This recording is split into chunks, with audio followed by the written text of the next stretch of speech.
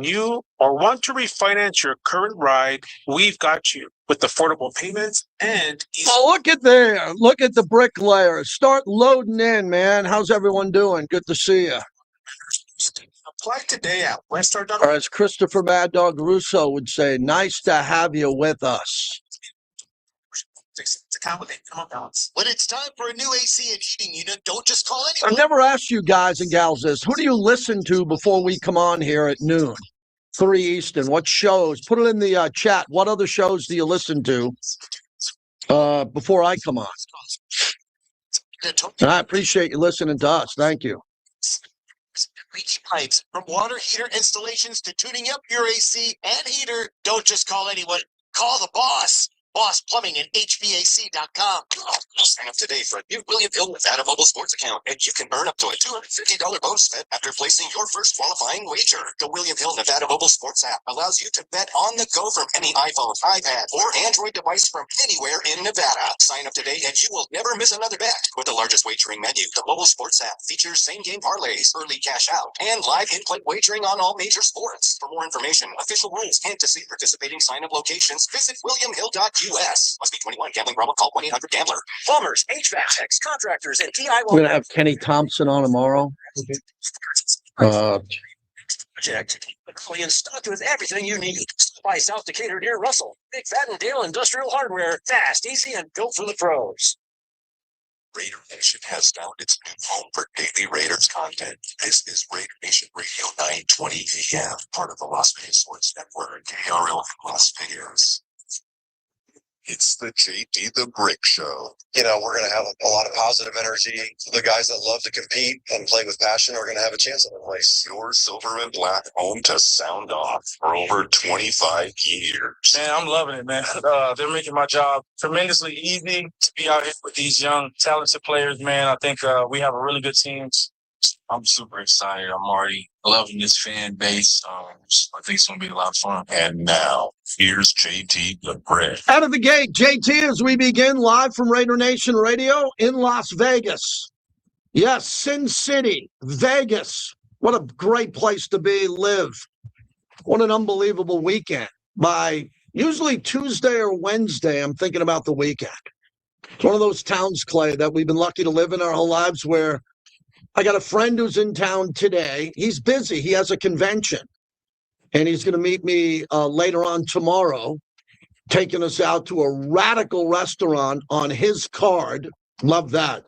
You got to remember, when we live out here in Vegas, we can't go out to dinner every night. We go broke. So it's nice when people come in, Clay, with corporate credit cards because they're on a convention and they're comfortable because they're coming to Vegas to maybe treat you to a dinner or a round of drinks. Yeah, they got the black card, the black visa. Next thing you know, you're eating lobster thermidor. Yeah. I mean, I got golden steer lined up. I mean, whoa. I mean, I'm ready. Those are tough reservations. I might not eat for a day and a half getting ready for that one. Hey, we got a lot to get to today, but then again, we don't have a lot to get to today. And that's the focus of the monologue, brought to you by Golden Entertainment. They own PT's, The Strat, Arizona Charlie's, the Laughlin Entertainment Center, over 70 taverns in town. Just fantastic, right? They're our proud partner. I always lead with them. My longest tenured partner there. Head on out to their happy hour, 5 to 7, midnight to 2. So we got nothing today. I think the Raiders have something. The Raiders are figuring this out, and Tom Brady and John Spytek, Mark Davis, the other minority owners, they got a plan. They got a plan, but no one knows the plan. Albert Breer doesn't know. Jay Glazer doesn't know. Adam Schefter definitely doesn't know. Ian Rappaport doesn't know. They all have an idea like I do. I have an idea what they're doing. Maybe Kubiak won, right? Davis Webb possibly, but Sean Payton's pulling him off. Maybe the market going to make him OC. There are other names out there. There's a mystery. One of the housewives said there's a mystery candidate that could come out here. Like they're going to hire someone we never knew. A mystery candidate would be someone from Sri Lanka who coaches soccer who would get the job. That's a mystery client. Everybody else is known. Okay, everybody else is known. And we're all sitting back waiting to see what happens here. I'm calmer and cooler than I've ever been because I don't pick the coach. I interview the coach. I have in the past, and I root for the coach, and I put my passion behind the coach, to help out in any way I can. But other than that, I mean, this is past my pay grade. They're going to hire a coach coming up here, probably after the Super Bowl if it's Kubiak. If not, if they didn't feel well about Kubiak, if they didn't feel completely convinced that Kubiak was the answer, then they probably have to have a contingency plan of a couple of coaches that are out there. My big contingency plan has always been Sean McDermott. I didn't expect him to be available. He's available. That's a hell of a contingency plan. If you're able to convince him to be the head coach, if Kubiak or Webb is the guys you want and you can't get him for whatever reason, then you start talking about Cliff Kingsbury. Brian Daboll has an out in Tennessee. He's a quarterback whisperer. One of those deals that are out there. But when I look at the last month of having the honor of sitting in this seat and talking to you every day, I've just been not the voice of reason, the brick therapist, whatever I do, which I think I try to do a good job every day. When you don't have anything that's concrete, you can't go out on a limb and start making predictions, because the people who are making these wild predictions are desperate for your attention. Now, they're not, some of the people are going to get the prediction right. They're going to just nail the prediction. And what are they going to get? A lollipop?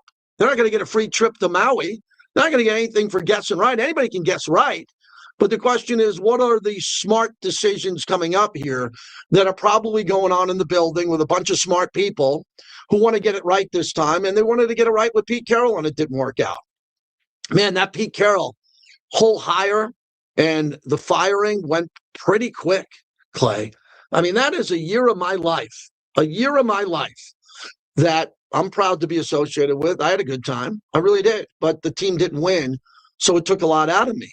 But for Pete Carroll, remember, he had a press conference and he coached and he had a long training camp, which you and I were at. Then the preseason games, then the Raider Nation, we beat New England and things were off to a pretty good start. We could have went 2-2, could have saved the season on the block kick from the Bears. We would have had a win against the Bears and the Patriots, and we wouldn't be getting a new coach. I promise you, if the kick wasn't blocked against the Bears and the Raiders were 2-2, they would have found themselves to 4-6.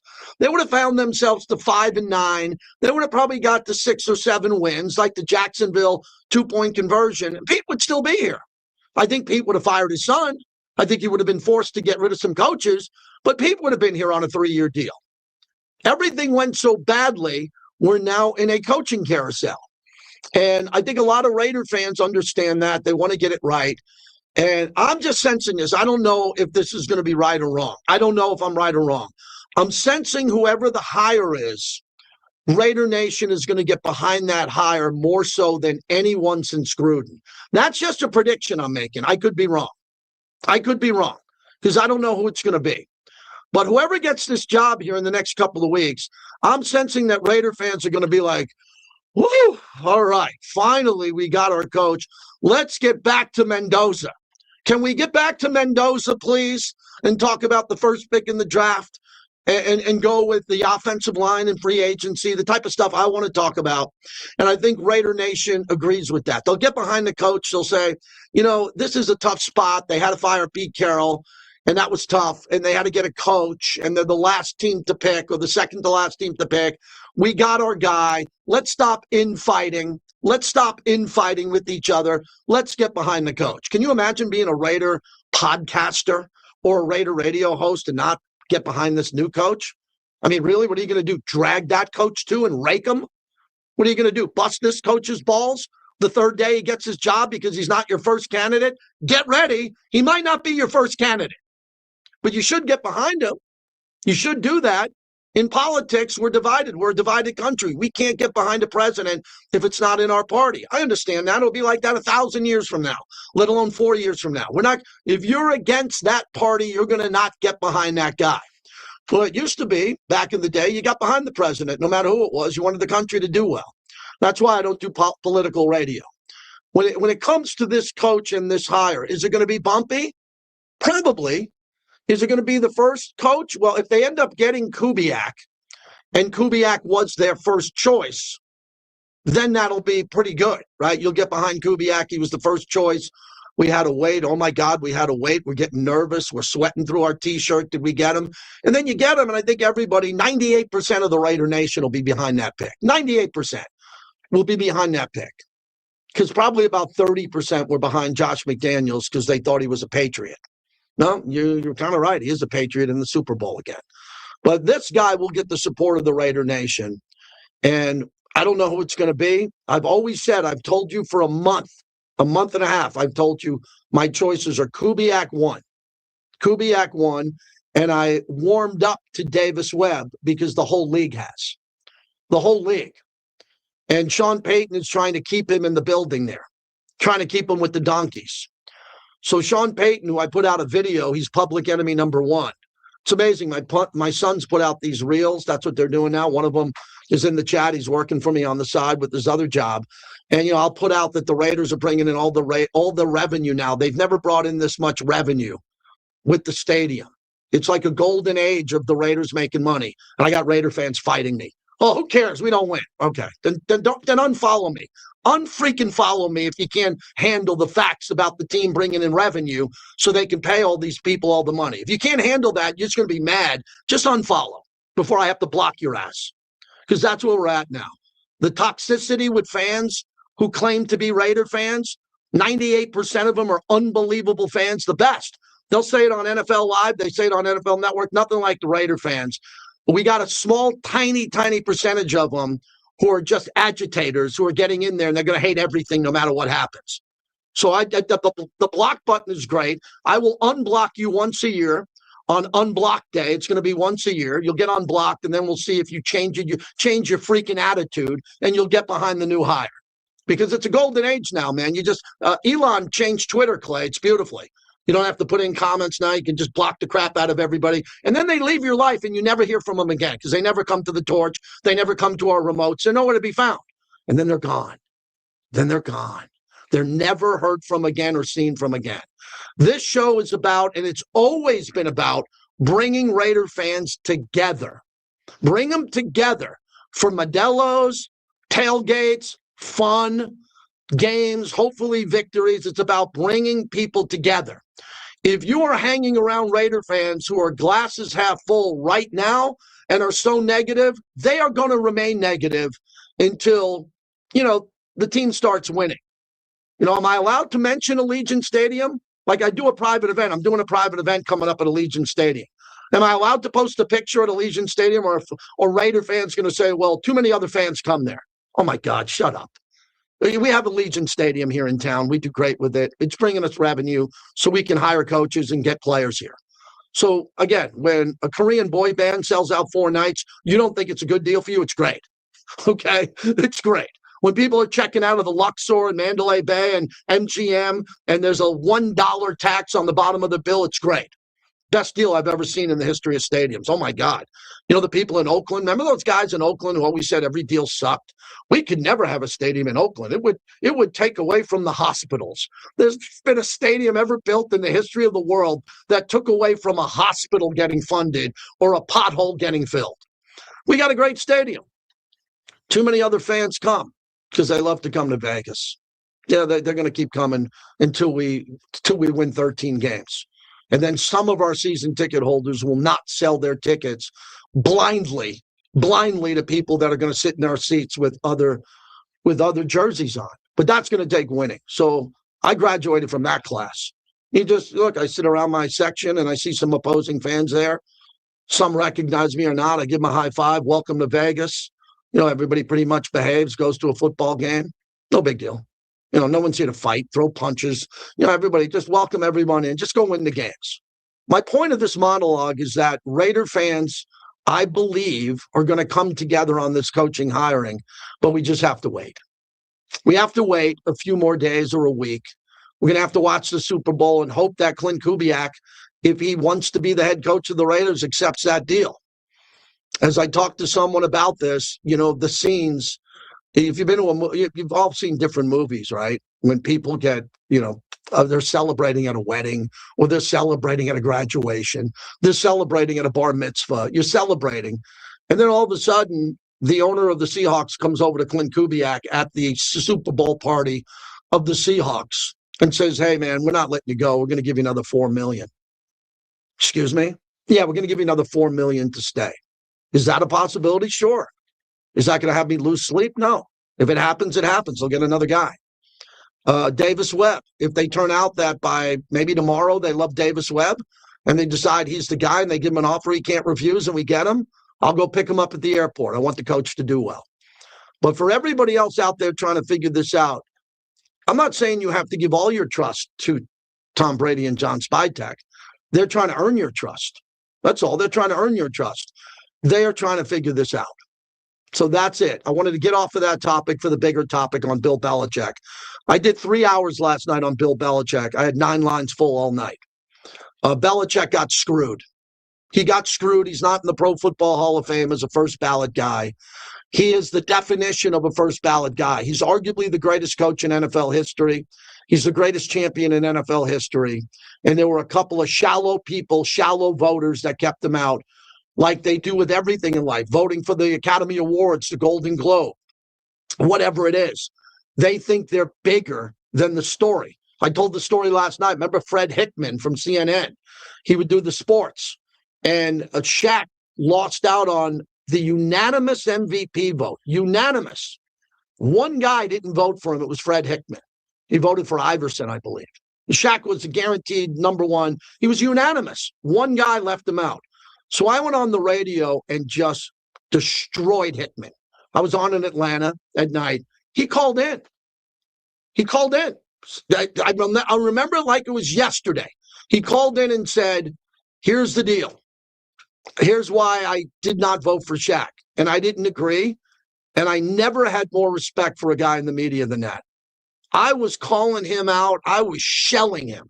I had both guns a-blazing, going after the guy. Next thing you know, line 3, Fred Hickman. I'm like, oh, boy. And we had a nice conversation. He explained to me, and I said, you're wrong. I go, how come every single person disagreed with you and me, and you think you're right? He said, that's okay. I felt passionate about that. No, I still believe to this day, Fred Hickman, may he rest in peace, Fred Hickman believed that his vote was more important, and he wanted to highlight his vote and make it about him. But we agreed to disagree. And that's what happened in that room. Did Bill Polian start it? It looks like Bill Polian started possibly the chatter about him not being in the Hall of Fame for Spygate. Now, I covered Spygate every day. It was a really good sports radio topic. The Patriots clearly got caught cheating. Bill Belichick had to pay a $500,000 fine, and the Patriots had to pay $250,000. It's a big number, especially back then. So what happened was they're holding Belichick accountable for Spygate, which I guess is okay as long as you admit it. As long as you admit it, that you're holding him back on that. I believe that if you make mistakes in like Spygate, right? That was a mistake. He got caught. He paid the fine, paid the penalty and fine. You move on. He's still a unanimous Hall of Famer. Unanimous, in my opinion. But 10 or 11 voters didn't work for him. And it literally broke the internet yesterday. You know I'm not a Patriot fan. I've been with you from day one trying to beat the Patriots. But for this to happen to Belichick, it is the politicalization, politics, and personal agendas getting involved in sports. And I really hate that topic. I really believe that if you let politics and your political view get in the way of something, that is on you. You should not do that. And I clearly believe that when it comes to the Hall of Fame, like Eli Manning didn't get in the first time. Eli Manning's a lock for the Hall of Fame. Top 10 in passing yards and touchdowns. You're in.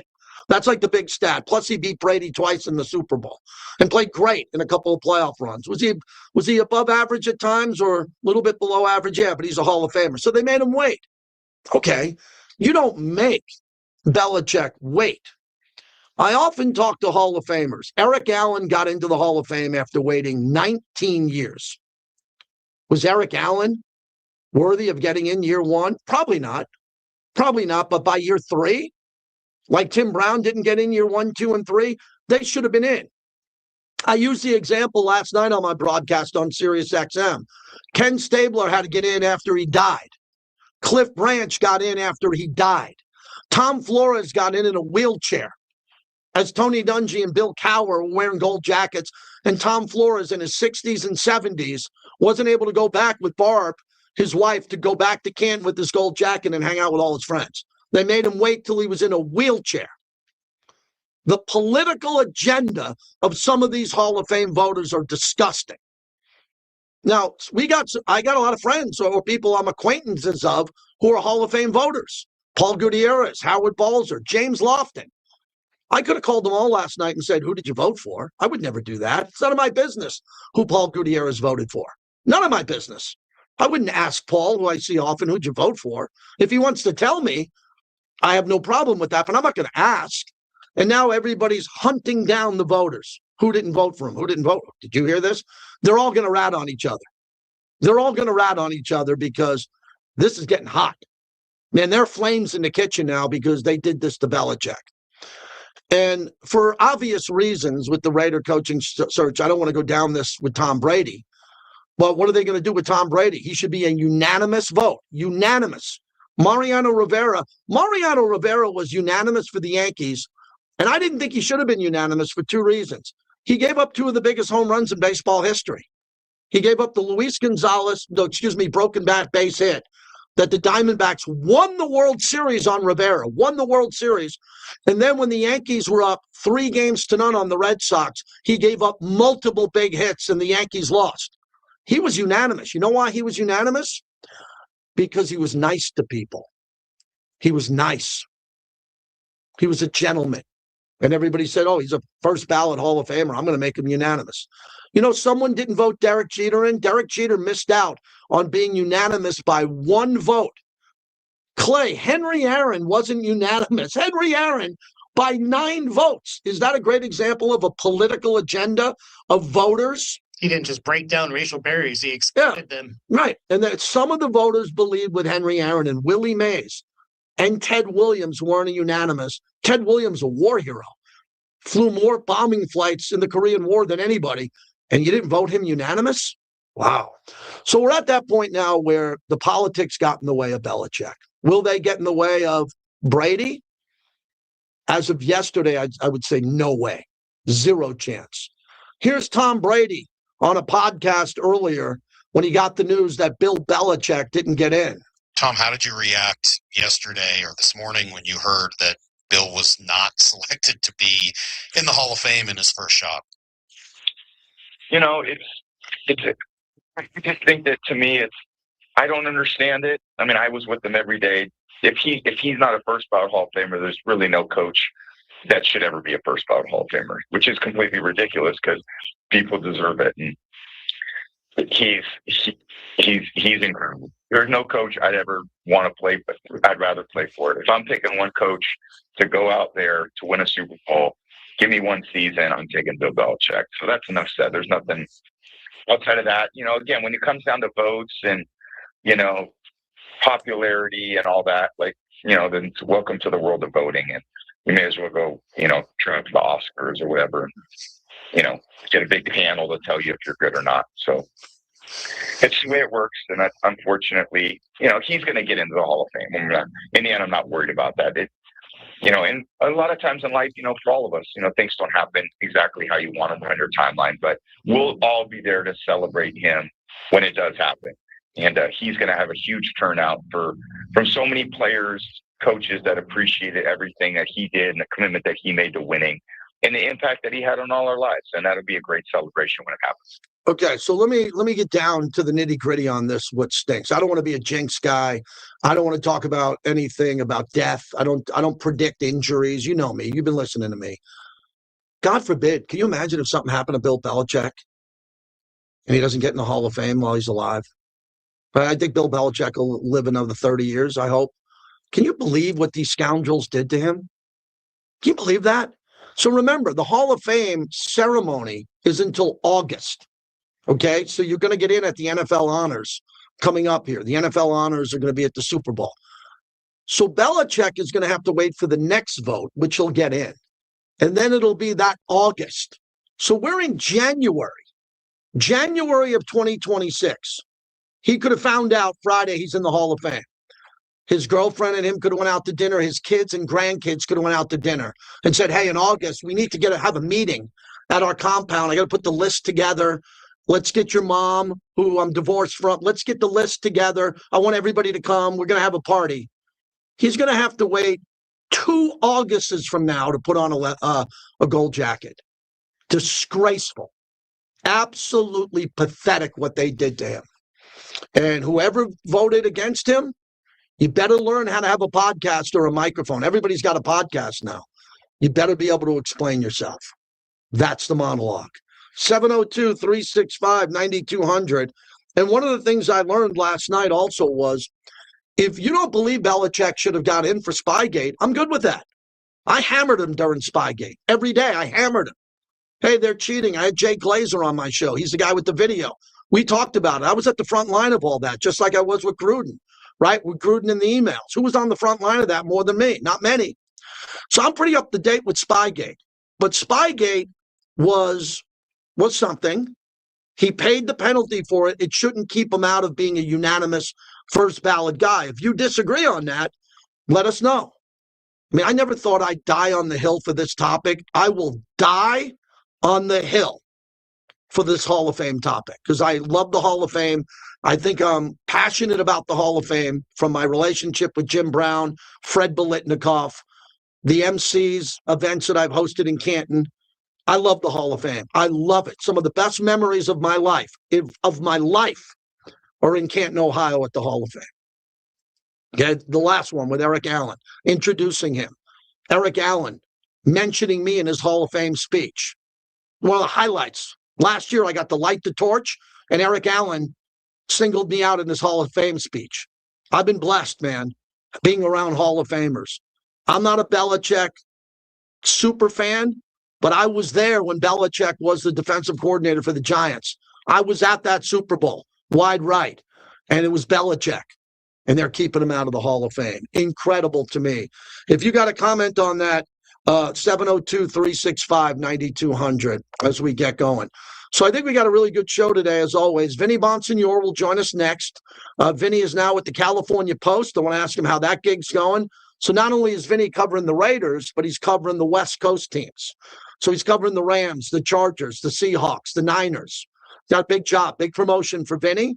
So we'll dive into this coaching search. Everybody should be here for that. And then Levi Edwards is coming into studio for an hour. We're going to have a Levi hour. How about that? Who doesn't want to celebrate a Levi hour? So Levi will be here, and he'll take your calls. We're going to open up the phones with Levi for those who don't want to call me. 702-365-9200. Let's get rolling. We're brought to you by La Casa Cigars. I'm heading up to San Francisco. I'm heading over to La Casa first to get about 10 cigars for the trip. Always have my cigars when I head to the Super Bowl week. Excited about that. La Casa's at Tivoli Village. You can't miss it. Brand new relaunch for Mike at La Casa Cigars at Tivoli Village. Go check it out.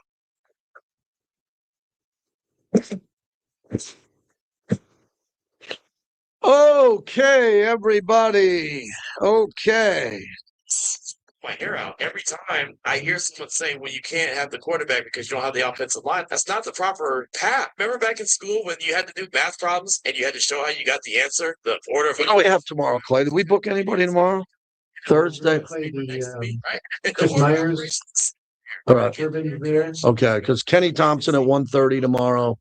Tomorrow's Thursday. I'm probably going to get Vince or Bollinger. Okay. Okay, so... Ready for the ultimate hockey season.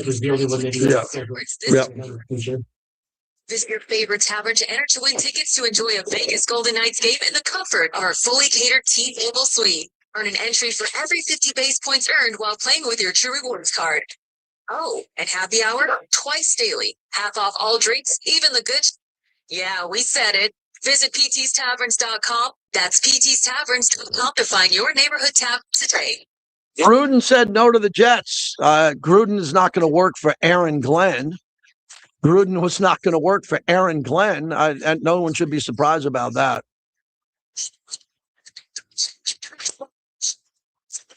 JT, do you think we'll miss out on our head coaches? Don't know, man. Do I think? Why would I admit that? I would hope no. I would hope that they don't miss out. Do I think they'll miss out? Why would I go on the stream and say, yeah, I think they're going to miss out? I don't believe they will. If they do, it's not my fault. We'll talk about who's left. Allegiant Stadium.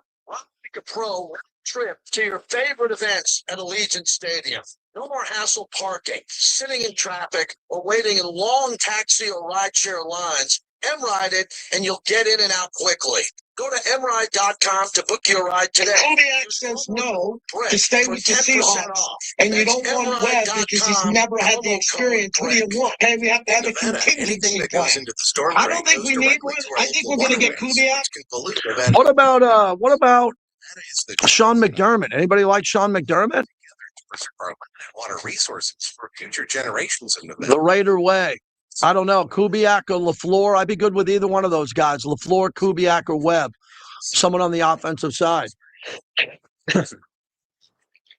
Dogs, bag it and discard it. Safely dispose of household chemicals. Wash your car at car wash or on grass or gravel. Keep contaminants out of our storm drains. Use waterway wisdom. And remember, only rain should go into the storm drain. Join us in preserving Nevada's waters for future generations by visiting lovendwaters.com and following us on social media. This message sponsored by the Nevada Department of Transportation. Has everybody heard about this thing we're doing with Tom Flores on Saturday? There's a global Raider Nation live stream for Tom Flores Saturday, which a lot of people are involved with. I'll give you the details on that. Can blindside us. Experts can recover emotionally, physically, and financially. Let Paul Pata Law drive you to the victory you deserve. It's not about the injury, it's about the recovery. Check us out at paulpatalaw.com. Having insurance isn't the same as having State Farm. It's like needing a lawyer, but getting some guy just... Have you heard about this? Plead guilty. So, objection. You object to what? Erroneous. Counsel, approach the bench. Hey, can I get a whack at the gavel? Vinny, it's Clay. Don't settle for just any lawyer, so don't settle for just any insurance. Get the real deal with State Farm. Like a good neighbor, State Farm is there. Worried about your car payment? Don't be. Drive happy with a Westar Credit Union auto loan. Whether you are ready for something new or want to refinance your current ride, we've got you with affordable payments. All right, we'll get Vinny going here.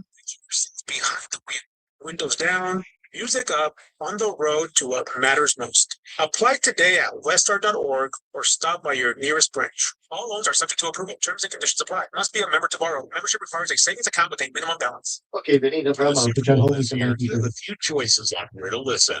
And as the Seattle Seahawks are taking on the New England Patriots on February 8th, Santa Clara. Yep. The game, Raider Nation Radio 920 AM, or check out ESPN Radio 1100 AM, or perhaps you want to listen on 100.9 FM. So spin around the dial, but no, we've got you covered for the game. Free game. So enjoy the game. Enjoy Las Vegas, and thanks for listening. Welcome back to the JT the Brick Show, brought to you by the De Casta Verde Law Group. If you get injured in an accident, call 702-222-9999.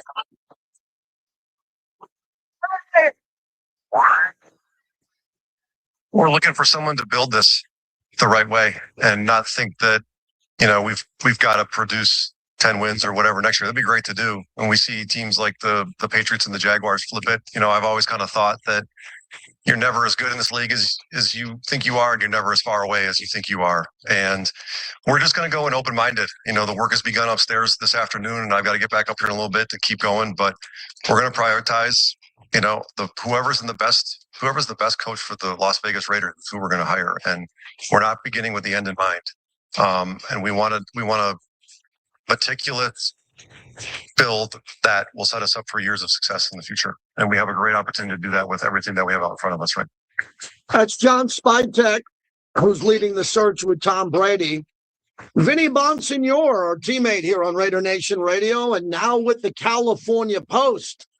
Congratulations, Vinny, because I grew up reading the New York Post and still do online, and I saw with all the social media, there's actually hard copies on the ground in California, in Hollywood, of the California Post. How excited are you? Yeah, no doubt, and my first back cover story. Wow. That was a pretty special moment. The New York Post was my father's favorite paper.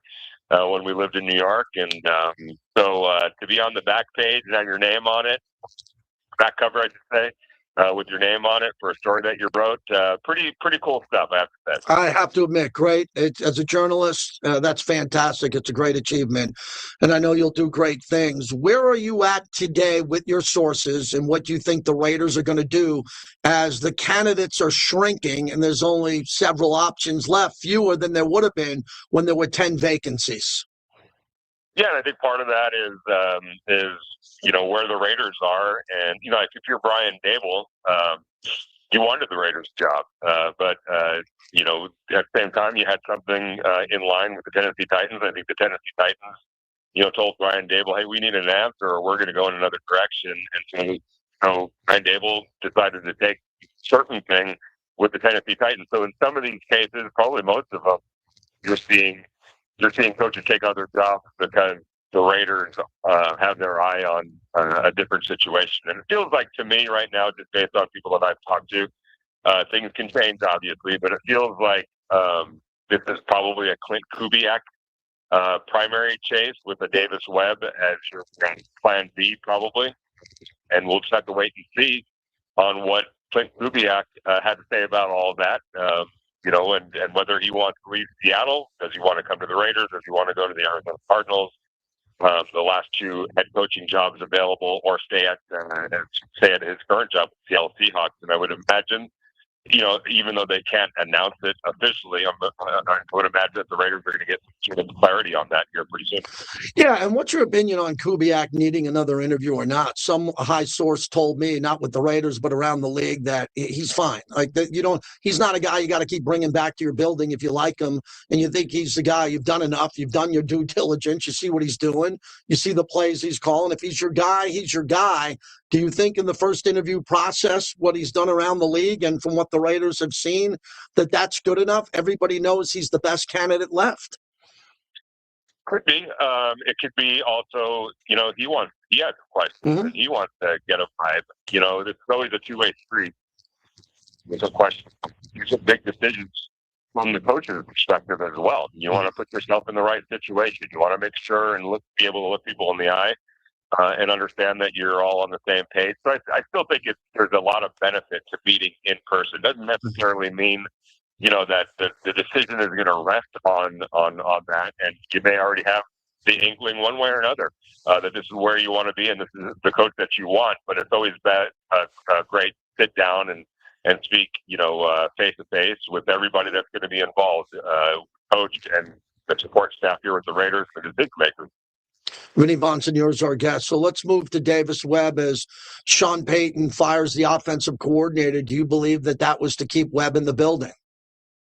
I think part of it could be, but that's one of those decisions where, that's kind of, if that is the only reason on a high wire act by the Denver Broncos, because you don't know that there's any guarantee that Davis Webb is not going to, be the head coach of the Raiders, or B, maybe he wants to go someplace where he's going to get more power as far as growing his resume and his skill set by actually going to a team that's going to allow him to run the entire show offensively, and that would be the New York Giants, if there's another job, the Philadelphia Eagles or the Baltimore Ravens that might be interested in him as an offensive coordinator. But from his perspective, what's better for him? Let's just say that the Raiders aren't an option right now. Is it better to stay as the offensive coordinator under a Sean Payton, who's clearly the head honcho there when it comes to the offense and is going to continue to call plays? Does that benefit you more, or does going to work under John Harbaugh with the New York Giants as their offensive coordinator, where you're going to basically get carte blanche to do what you see for the offense, and that includes calling plays? So if you're the Denver Broncos, I don't know. It felt like there was more to it than just opening up a door to elevate or to give Davis Webb at least a title promotion, if not the actual, hey, you're going to be able to design the plays and you're going to be able to call the plays and be the real offensive coordinator. I don't know that that's available to him in Denver. Vinny B joins us from the California Post. The Buffalo thing I wanted to touch on, Joe Brady, okay, I get that, but in order to get Joe Brady, they had to fire Sean McDermott. And when you look at that, you're like, wait a second. You couldn't get over the hump with a quarterback that had 4 turnovers. If he had 2 turnovers, McDermott's still the coach, in my opinion. He wins the game in Denver, and I think they're better than the Patriots. I think they really beat the Patriots, no problem. But that's hindsight now, and McDermott's still out there. What are your sources telling you around the league with McDermott not having private jets flying to pick him up to talk to him at least? Why has it been so quiet on that front? Well, again, sometimes you have to look at it from a perspective. Maybe he just don't want to rush into anything, right? I think there's going to be another time and place and landing spot for a Sean McDermott, and he might just want to take a little bit of time off. Now, I don't remember right off the top of my head what his contract situation was. I think he time left on the contract, so he's paid just doing nothing right now. Go work for TV or enjoy some time with the family right now. But it always felt like, I know from the outside perspective, that might have seemed like a surprise. But talking to some people in Buffalo, it felt like all year long this was shaping up as a Super Bowl or bust season for Sean McDermott, and that probably escalated with injuries to Patrick Mahomes and what was going on in Kansas City and the Baltimore Ravens, kind of not having the type of year that everyone expected from the Ravens' perspective. It felt like, look, this is the best opportunity Bills were ever going to have or have had to get to the Super Bowl. If we don't get here this year, then we're probably going to have to make a change. So I do think that while the loss in the playoffs was the final determining factor, I think it was always predetermined that short of reaching the Super Bowl, this was going to be it for Sean McDermott. They were going to try to find another coach to try to get him over the hump. As we wrap it up with Vinny, just wanted to get your perception of what people around the league think of the Raiders' hierarchy on making this decision. Tom Pelissero put it out there from NFL Network. Could there be a concern with people wanting to vet Brady and spy check on the pyramid of their decision making and what they're going to be doing, or no? That's a situation where they know Mark Davis is giving those gentlemen more power to make the decision. Everybody knows Tom Brady. Everybody knows Tom Brady's got some other agreements in place with his businesses and his travel and his kids, and he's not going to be in the building every day. And John Spidek talks to him every day. What are you hearing around the league when people look at the Raiders and the decision-making process? Yeah, I've gotten less on that. And you always have to understand that everybody, including myself as a reporter, you're kind of dependent on who you talk to. And it's impossible to talk to everybody, right? So whoever you're talking to, you might just be getting that one person or 2 people that their perspective, and that still might not, and I don't think in this case it does reflect the entirety of the situation. Now, are there coaches who might look at the Raiders and say, hey, look, the last 3 coaches didn't even get 2 years on the job. Josh McDaniels and Antonio Pierce, obviously Pete Carroll. Would that be cause for concern for a coach? I mean, if we're being honest, obviously it would, and you have to get some assurances that you're going to get a longer runway than previous coaches did. So I'm sure there was some apprehension. There's been some apprehension, from that perspective, and maybe some coaches just weren't interested just based on that. I mean, and they're entitled to that. But in terms of this being a widespread perception of the Raiders, in terms of the decision making, I don't get that sense. I think it's pretty clear that it's John Spidek and Tom Brady making the football decision. Obviously, Mark Davis, ultimately, he's the owner. He's going to have to sign off on those decisions. But I think there's a real clear cut chain of command right now, and I don't think there's really any or confusion on what that chain of command looks like. Vinny, do you have a comment on the way out on the Belichick snub? Yeah, I think it's he's a Hall of Famer. Period! Exclamation point, and should be there at the first earliest opportunity. But everyone has their own criteria, and your vote gives you that opportunity to have that criteria. And if there are some people who are saying, "Hey, look, there were some transgressions over the years, that ran afoul of the rules, and for that, I'm gonna use that to say, hey, look, he's a Hall of Famer, but because of some of the things that he did, not a first ballot Hall of Famer. If you have the vote, you have the right to be able to express it that way. Do I agree with it? No, but that you have that vote and you have that right. So it sounds like that's exactly what happened. I don't agree with it, but I can respect it. Last one. I remember you and we were hanging out at the Super Bowl a long time ago when the funding dropped out for the Raiders, and you and I were sitting in a hallway going, no problem. Everybody wants to give the Raiders 500. It was, what was it? 500 million. Right when the B of A money there, you and I were sitting in the hallway and everybody's panicking. Oh my God, the deal's going to fall through. And I made a call, you made a call. I talked to people, you talked to people, and it's like, there's no big deal. You know how many people want to?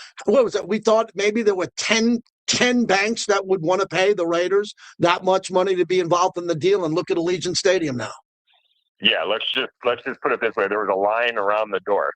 Yeah, there was zero concern at that point, and but people see headlines and people want to read things into more than there were, but that was never even nobody.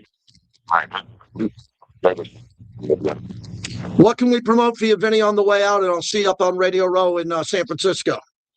HoundsMexicanRestaurant.com. Go for order in for great Mexican food, and it can be delivered wherever you are. You got it. There he is, Vinny Bonsignore. See you, Vinny. Take care. We'll catch him up and hopefully do a nice big live hit with him from the Media Center at Radio Row next week. So that's going to be our plan next week. I'm out of here Tuesday morning. I get to San Francisco. I'll do the Tuesday, Wednesday, Thursday, Friday show from San Francisco. I'm on Tuesday night for Mad Dog from San Francisco. And then I'm heading up to the Grattan Casino Friday, Saturday, Sunday, including Super Bowl Sunday, as I'll be the MC for an event with Marcus Allen, Rod Woodson, Charles Haley, and Bill Romanowski. Wow. Excited about that. So if you know the casino up there and you've been to the Bay Area and you're headed out and that's the big casino up there, come and join us. We should have a great crowd. It's going to be a lot of fun. Thanks again to Vinny Bonsignore joining us. He's great. Vinny's been unbelievable. As that was brought to you by Remy Martin, Sip Like Sports Royalty. Whenever I go into a bar or restaurant, I look at the beautiful bar behind me. And at the top, right there, you see Remy all over the bar. And I'm like, man, our proud partners in most of the establishments that I go to in Las Vegas. The Louis is at the highest top of the pyramid. But we talk about the VSOP. We talk about the Trousset. I always talk about the 1738, whatever it is. And you can't make a margarita. I don't care what the tequila is. You can't make a margarita without Cointreau, because you won't have a margarita that tastes like excellence. Sip Like Sports Royalty, Remy Martin, they're proud partners of ours as we head to the Super Bowl. They're one of the main reasons we're going to the Super Bowl is their partnership. I'm open to the top of the hour. Let's get Big D quickly, if I can get him in Walnut Creek. He's a bricklayer. What's up, Big D? JT, always a pleasure to talk to you. Good afternoon. Real quick on the Hall of Fame thing. I don't know if Belichick didn't get it because of his transgressions and everything, considering Vince Lombardi, Bill Walsh, Joe Gibbs, Jimmy Johnson, and Bill Parcells, for one reason or another, they didn't get in on their first time around. So I don't know what the reasons are, but I believe these guys, these media guys that book where they have agendas and they have access to grind. My prime example, the late Paul Zimmerman, Sports Illustrated writer, Dr. Z, said on camera once, as long as I'm alive, Ken Stabler will not get in the Hall of Fame. If that's not an act to grind, I don't know what is. Now, real quick, on Kubiak, some people believe that he's going to be staying in Seattle, and if Kubiak wanted to withdraw his name from consideration, I think he would have done so already, so it wouldn't get in the way of potential Super Bowl distraction. Yeah. So I think he's very much still in play. So I know you got to go, so that's all I got for you, brother. Thank you, buddy. Yeah, I agree with you. Thanks, Big D. And you're right. Some Hall of Fame voters have an agenda. They think their vote's more about them than the vote is about the athlete or coach. It's been like that forever. Imagine not voting for Meryl Streep for the Academy Award when she's nominated, thinking there's a better actress than Meryl Streep. That's my analogy for Belichick.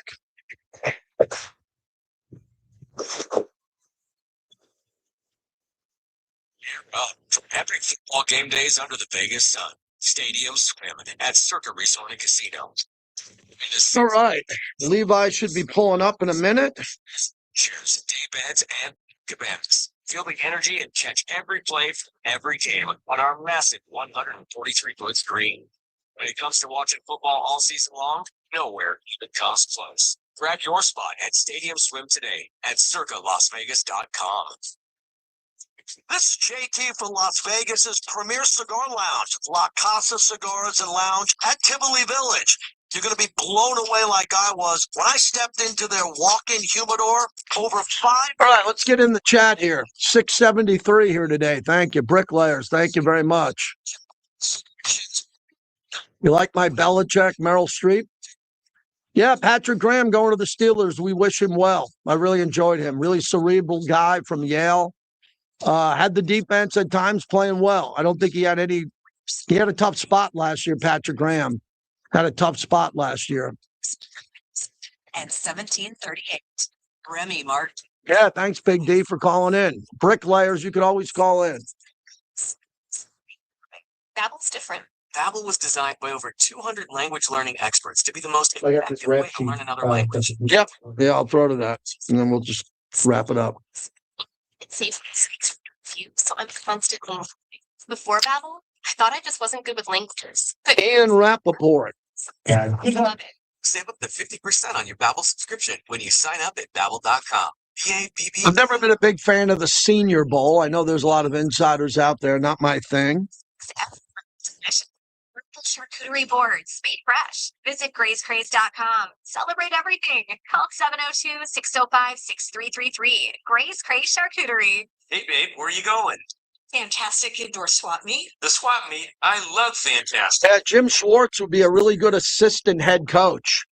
He looks like he's really pissed off at the Browns for hiring Todd Monken. He wants out. He's under contract. So I don't know what the ramifications are, but Jim Schwartz would be the type of guy.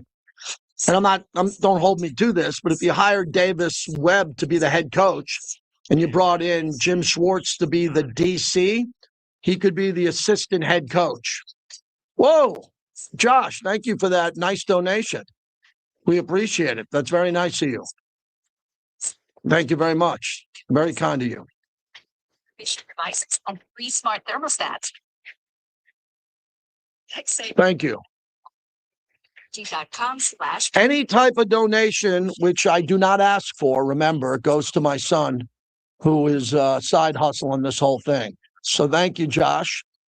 619, appreciate it. Store.com network of lenders. You see, we're building this thing up, man, and people are like, JT, you don't have 10,000 YouTube followers yet. We have tremendous engagement. I know guys who have 50,000 YouTube followers and they don't have anywhere near the engagement we have. So we're not building this thing with bots. We could pay for 20,000 fake followers. This is real good, man. And I'd like to get to 10,000 around the Super Bowl or after that. And then the 10 will go to 15, the 15 will go to 30, and we'll get this thing to where I want it to be. Your first deposit to $250 of bonus bets. Before you bet, check the price and see why Boomers is where Nevada players to My win. lovely wife is in Coronado, California today, enjoying some R&R. T the Brick Show, brought to you by Tito's Handmade Vodka, America's original craft vodka.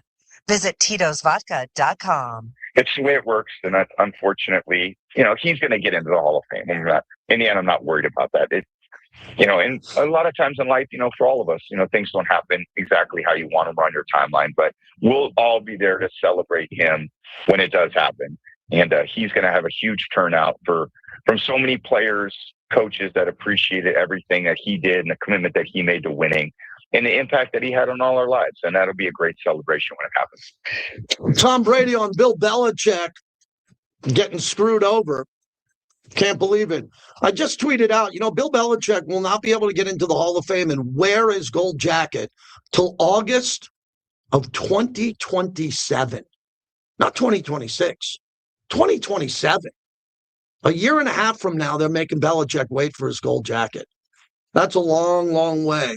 Ian Rappaport with a comment here that we just picked up on X. Ian Rappaport and the NFL Insiders in Mobile at the Senior Bowl. The Las Vegas Raiders have done several interviews, several second interviews.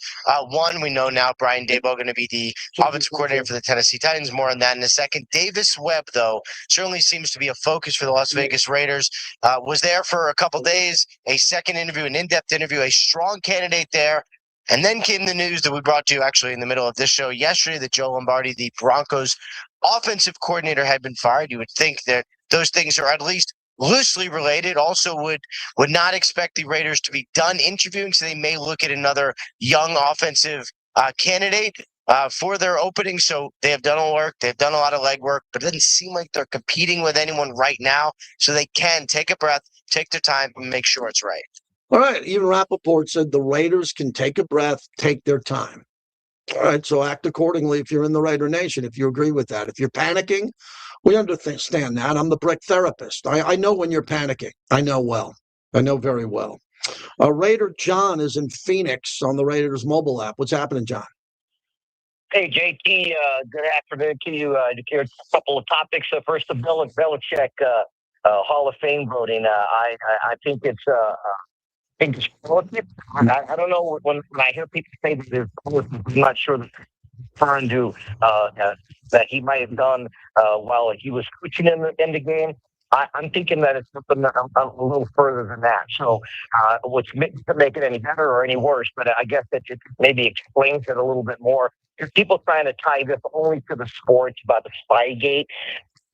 It's just not making any sense. I mean, that part of it doesn't make much sense. You're really reaching, if you want to reach for that one item.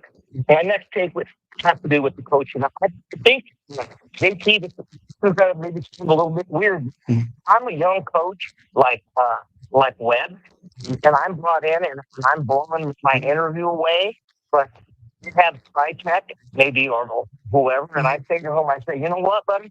You are, without question, the number one person that we talk to this for. We are looking to interview a guy up in Seattle who has, obviously a little more experience. He's doing it now, taking his team to the Super Bowl. And we'll be honest with you, if not for him, he'd be coming to you and hiring you right now. And I don't think I would be interested if I was told, hey, man, if he doesn't take the job, we're going to give it to you. And I think the Raiders, if they do that, I applaud that. Now, everybody's saying, well, if he takes the job or the other, you know what? If he wants the Raiders, if he wants to be a head coach, he'll wait for that decision, I believe. Got to run, my friend. We're up against it. Davis Webb has no right to be offended if he doesn't get the first offer. What are we talking about? The guy's never coached. He could be the head coach of the Raiders. It'd be a great hire. But he can't be offended that people are talking to him. He's never been an offensive coordinator. Never been a head coach. We got head coaches that are being fired like Tomlin, Harbaugh, and Sean McDermott. So I don't think Davis Webb is going to be offended at all if he's the last guy standing for the Raiders or not. He's probably loving the opportunity just to be in consideration. And he's probably very humbled that Sean Payton thinks that much of him to not let him leave the building. Oh, man, Sean Payton, he's taking shots at the Raider Nation. He's public enemy number one. He's public enemy number one in the Raider Nation. His name is Sean Payton. Levi Edwards in studio next for the hour. You don't want to miss that. Levi's not going to be able to fit you. We're going to get Levi up. Outdoor hockey again. Be right there, everybody. We're going to get Levi set up. Sunday at 3 on 12:30 the game. All right. Let me see if we can get this thing set up. Australia's biggest sport hits Vegas. Las Vegas, Saturday, February 28th at Allegiant Stadium. 3 games, Aussie vibes, one epic ticket. Get your seat now at nrl.com/Vegas. Rugby League, Las Vegas. Let's go. Boyd Gaming is the official and exclusive local casino partner of the Las Vegas Raiders at Allegiant Stadium. Bring your friends, have some fun, but always bet on black. Visit their 10 casinos across the valley Don't let the game get out of hand. Please bet responsibly. That's JT for the local 872, proud partners of Raider Nation Radio, led by Tommy White, building the city on time and on budget. Go to local872.com to find out about apprenticeships, career paths, all the public work zones, and the schedules that are happening here in our valley. I'm proud to be associated with the 872, proud partners of my show and Raider Nation Radio. For 60 years, Zippy's has been serving Hawaii's favorite foods. And now you can get a taste of aloha without traveling 2,600 miles across the Pacific Ocean. One of Zippy's favorites is the spaghetti meat sauce and garlic bread, now only $10.99 at the takeout counter. Zippy's meat sauce is thick and hearty, with its signature slightly sweet, savory flavor loved across Hawaii. And the garlic bread is grilled to perfection. Zippy's, home of Hawaii comfort food. Now with 3 locations, Arroyo Crossing, Wallaby Way, and Southeastern in Henderson. You know, Josh, some lawyers show up on TV with a fancy car, expensive suit, and then they never open their mouth. Right. Imagine a lawyer with nothing to say. They've probably never even been in the courtroom. I mean, at our firm, we've won over 250 verdicts and settlements of $1 million or more. The point is, if you're injured, get a lawyer who knows what they're talking about. Jack? Yeah, that's really saying something. All right, so if I can get Levi right here. Call the Richard Harris. We don't have a headset for him initially. 4444. That'll be good. New Febreze Air Mist has Maybe he can hear the calls through the speaker. If he doesn't have a headset, I think he will. Yeah. When I call his phone, yeah. I mean, we don't have any headsets around here for a guest, which is, I know. Unbelievable. No, not yet. So he should be coming in a minute. Smell you later, older. All right. All right, we're going to get Levi in here. We're going to kind of scrunch us together if we can. It's on the ice. It's not seltzer. Surfside. Mike in Official Hawaii, partner of the Vegas Golden. Mike in Hawaii. Wow, that's a nice call. Let's get the chat going. So Cigars and Lounge, Tivoli Village. You're going to be blown away like I was when I stepped into their walk-in humidor. Over 500 cigar labels to choose from. Plus, they feature one of the largest whiskey, scotch, and bourbon selections anywhere in the valley with live local entertainment 7 nights a week. Great place to watch football games. Check it out at lacasacigars.com.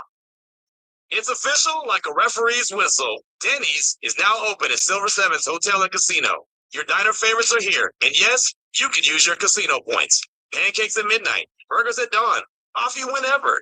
Denny's is open 24/7. No breaks, no excuses. Eat what you want, when you want, and keep the night going. Located just 1 mile from the... All right. Clay Baker and I here holding the fort down. JT, what do you think about Robbie Leonard? I love Robbie Leonard. I think Robbie Leonard's going to be a head coach sooner than later. Not this year or next year, but I love Robbie Leonard. Las Vegas.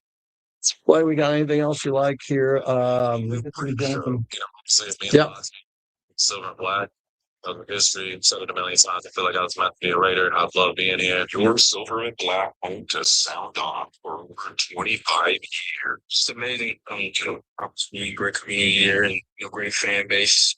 So expecting a lot of fun, a lot of energy, a lot of great time. It's going to be all about competition. There's going to be no easy games around. And now here's JT the Brick. All right, we're back here, hour number 2 of the show as we continue on. Hope everybody's doing well today. Levi Edwards is on his way. He's coming in studio. Maybe he ran into some traffic cones on Flamingo, Clay. We always say this. There seems to be, I come from the mean streets of Summerlin. So I take one exit on the 215, then I come down Flamingo. And Clay, why is it this month every year the cones start coming out? And there's cones that I have to deal with on the right side, but the cones are in the right side, and there's nothing at the end of the cones. They just put the cones up for about a quarter of a mile. Then I get to the end of the cones, and it's the lane's open again. What's going on with the cones here? They want to season you. They want to set the tone of danger. Like, we're not doing anything now, but we're going to get around to it because we won this bid, and these cones are part of it. We have great roads in Vegas. I'm from New York, where we have a lot of potholes, and the freeways suck. and the parkways stink, and it's bumper-to-bumper traffic. One of my buddies works for Fox in L.A., one of our mutual friends. His birthday's today, actually, Clay. And he was telling me he was on his way from his home to work, and it took him an hour and 20 minutes today. An hour and 20 minutes in L.A. traffic where he was going 4 miles an hour, not 40, 4 miles an hour on the 405. Happy birthday. Yeah, no doubt. So, when you deal with traffic, we don't have traffic here in Vegas. It's incredible. We have a little bit of traffic when F1 comes. But you get on the 215. I live on the 215. That 215 Beltway is just gorgeous, man. It's brand new. They build these overpasses. They build Allegiant Stadium, and now they got this new exit out of Allegiant onto the 215. We do things correctly in Las Vegas. Now, back in the 70s, we had the mafia, and they had problems out here. There were crazy stuff. But in Vegas, it's not for everybody. We don't live in casinos. I don't live on the 14th floor of a casino. But in Vegas, we have roads that are brand new. Freeways, Clay, that are brand new. Mm-hmm. The side roads are kind of tough because when I go to the Strip, like I am tonight, I'll just go down DI or Twain the whole way, instead of getting on a freeway if I want to get to mid-strip. But when I want to go out to the Raiders and deep Henderson, I just get on the 215 to the 15. I get off at the M, and it's just no cars in front of me every day. No, and it's also like there's no, like you said, no potholes, no freestyle activity. So classic cars, you can keep those out here. Nice. They run nice. If you're a motorcycle enthusiast, if you're a biker, you like bikes, you could ride your bike all the time out here because it rarely rains. And as long as you can handle some of the wind, you're going to be all right. I loved Oakland being there with the Raiders. And if you know me, again, I don't have to convince you. If you saw me, I loved Oakland. But, man, when you drive on that 880 freeway, man, that 880 in Oakland, man, you look to the left and the right, man, the graffiti, what you're seeing there, man, through West Oakland into Fruitvale, into the Coliseum, man. Oh, my, it's 2026. Have you been on the 880 in Oakland lately, man, compared to the 215 in Las Vegas? I mean, California has had a lot longer time to build their freeways than we do in Vegas. And California's roads are nuts, Clay. They are. And they have they have that certain distinction that as soon as you get out of the airport and get on one of them, it's the major leagues of driving. You could be going 90 miles in the right lane, and it's still not fast enough. Yeah, if you're on the road and you get into an accident at the Gastaverde Law Group, please use them. The Brothers Win. You get 2 for 1, brotherswin.com. Alex and Orlando de Gastaverde, the legacy of their proud father, building the law group, 2 dear friends who really enjoyed the show. They listen to the show, and they know if you get into an accident, they're your guys, brotherswin.com. So Bill Belichick didn't get into the Hall of Fame. That's a big topic because it's politics. And I leave real politics off the show, but not Hall of Fame politics. It reminds me of Pete Rose when Pete Rose was alive and he told me to my face. He said to my face, I'm not going to get in, Bricker, until I'm dead. I said, don't worry, Pete, we'll get you in before you die. Nope. Pete died. He didn't get in the Hall of Fame. And now they're making Bill Belichick. Clay, can you Google before me how old Bill Belichick is? Because Bill Belichick is not going to get into the Hall of Fame for another year and a half. Another year and a half. Well, my math says that's about 16, 17, 18 months. How old is he? He's like 40 days away from 75. Holy crap. He's 75 years old. He's not going to get in till he's 76 going on 77. You're taking away a year and a half of his life where he could have had a gold jacket on. I mean, they did that to Cliff Branch, those scoundrels. Those scoundrels did that to Cliff Branch, where Cliff Branch wasn't at his Hall of Fame party with Diana Ross because they waited that long. I mean, come on. The politics of the Hall of Fame. I know a couple of their voters. I'm not going to reach out to them. It's none of my business. It's a really delicate time for the voters of the Hall of Fame. Aloha, Mike in Hawaii. How are you, Mike? Thanks for calling in. Hey, aloha, JT. It's always nice talking to you. I just want to make this real quick. I know we're in the middle of the coaching search. I was looking up more on Davis Webb, and some of the similarities he had or has to a young Gruden are interesting. Mm-hmm. You know, Gruden was a quarterback, Dayton or back to quarterback. Webb was already a quarterback. I just like a lot of things about him. Interested how that plays out. And the second thing, I don't want to get too into this because everybody has their opinion, but I'm a huge John Gruden fan. From what I remember, Goodell said last year that Gruden was free to coach. I don't think he's limited to be hired as head coach. I know there's politics. I know there's a lawsuit. I would love for him to cut a deal with the NFL and just say, look, I'll drop the lawsuit if I get this head coaching job. I know Mark Davis loves John Gruden. I love John Gruden. A lot of fans love John Gruden. I know we get a hard time because of his personnel decision. I think you have a good GM in Spytech and an organization with Brady. I would love to have him come back as this coach, and I think he'd be the perfect guy with Mendoza right now. He runs to run the West Coast, runs the RPO. Players love him. Max Crosby loves him, and he's a leader of our defense. Right. Yeah. So I think that's a great combo. I know you don't want to get too into it. I'll let you speak. But I just wanted to put my voice out there as a fan. Yeah, look, I'm a big John Gruden fan. I've talked enough about John Gruden. Anybody who knows me knows I think the world of John Gruden. He got the raw end of the deal. It was just a hit job, as Brett Musburger told us on this show. And I know Mark Davis and what Mark Davis thinks of John Gruden. But I think the Raiders are going in a different direction. If it circled back and he was one of the alternatives, if this thing didn't work out correctly, I think we'd all throw a parade if Gruden came back. But I believe they're going in a different direction. John Gruden shouldn't drop the lawsuit. Let me say that. John Gruden's in a power position right now when it comes to that lawsuit. 702-365-9200. So we found out today that Todd Monken is going to be the head coach of Cleveland, and he was talking to the Giants about their offensive coordinator opening, he was supposed to go with John Harbaugh, right? But he got a better job. So this is interesting. Ian Rappaport talked about Monken getting the head coaching job in Cleveland. And the Cleveland Browns have a new head coach. Sources tell the insiders that Todd Monken, the former Baltimore Ravens offensive coordinator, is now going to be the Cleveland Browns' new head coach. Monken, obviously one of the better and highest paid coordinators in the NFL, certainly has done an exceptional job tutoring MVP Lamar Jackson. Now lands in Cleveland, where quarterback work and quarterback teaching is going to be paramount. Todd Monken does have head coaching experience. At the college level, was the head coach at Southern Miss several years ago. 59 years old, now becomes a head coach in the NFL. The Cleveland Browns had 3 finalists. Nate Shieldhouse, the pass game coordinator for the Los Angeles Rams.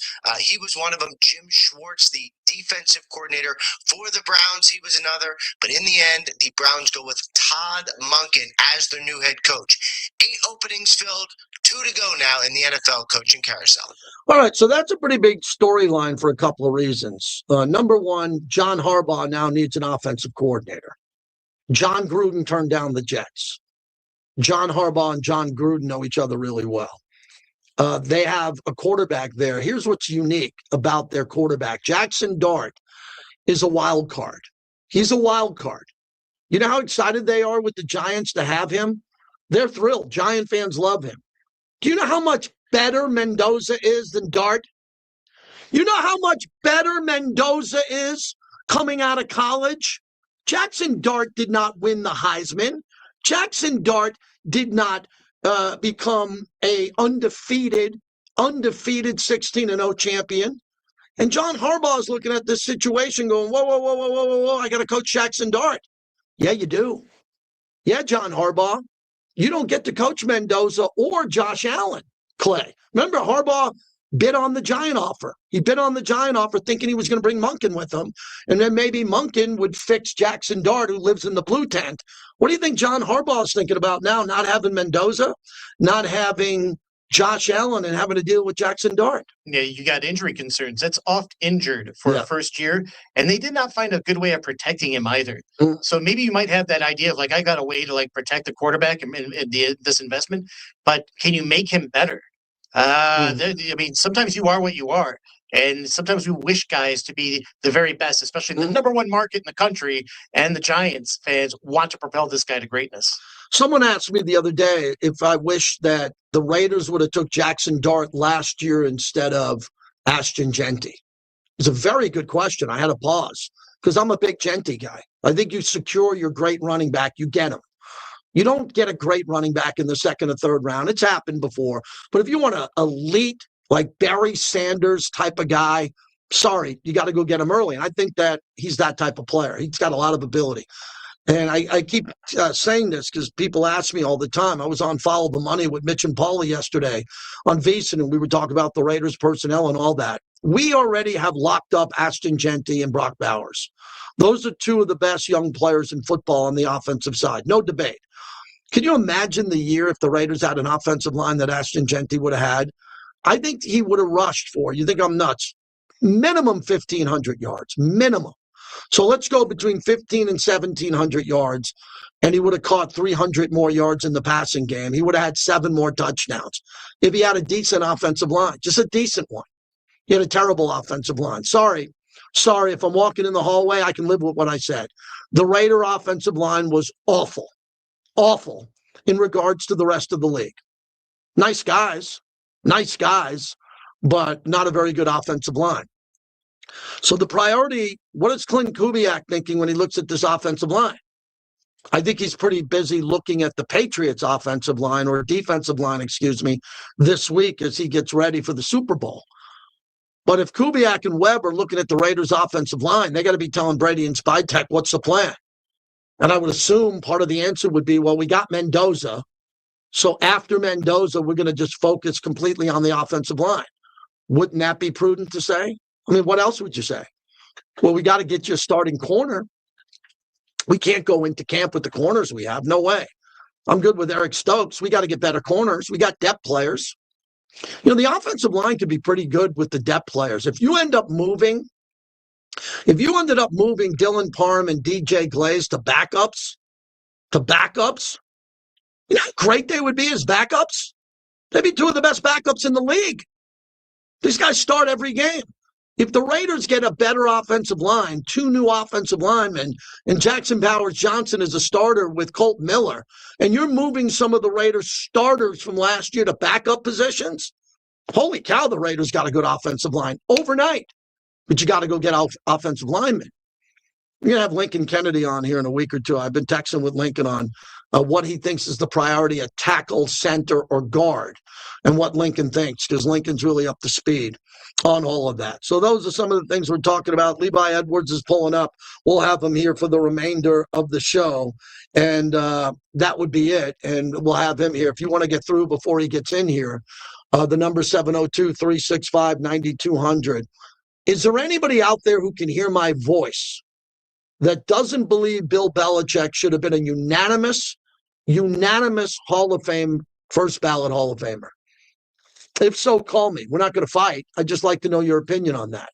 And if you believe that Belichick, who failed to get 40 votes from the 50-person selection committee, if you think they're holding him back because of Spygate, they didn't hold him back for his 20-something-year-old girlfriend, who I met with my wife at Tom Brady's big event. I tell that story. It's a great story. I'll tell it again.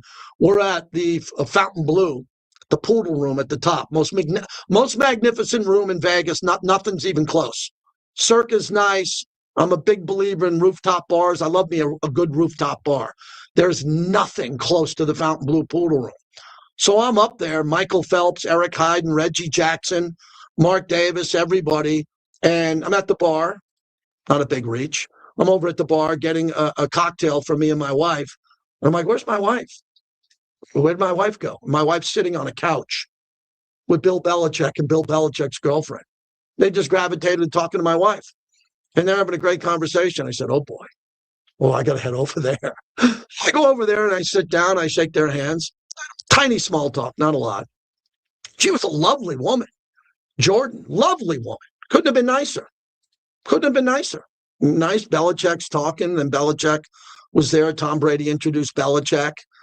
It was great. Great night. So they didn't keep Belichick out because of his 20-year-old girlfriend. That's not the reason he's not in the Hall of Fame. They left him out because he did not treat the media well. He didn't treat the media perfectly. And they left him out because Spygate. Spygate was a really big story back then, Clay. We were both on the radio for that. Deflategate and Spygate were no joke. No joke. I mean, that was a big topic for sports talk radio for a long period of time. I guess some of these Hall of Fame voters are making them pay. Oh, it was like unanimously, like the NFL, the other owners were aghast at it, you know, because this was totally against the code. And sometimes when there's another one if it was just one occurrence. But then what followed Spygate was Deflategate.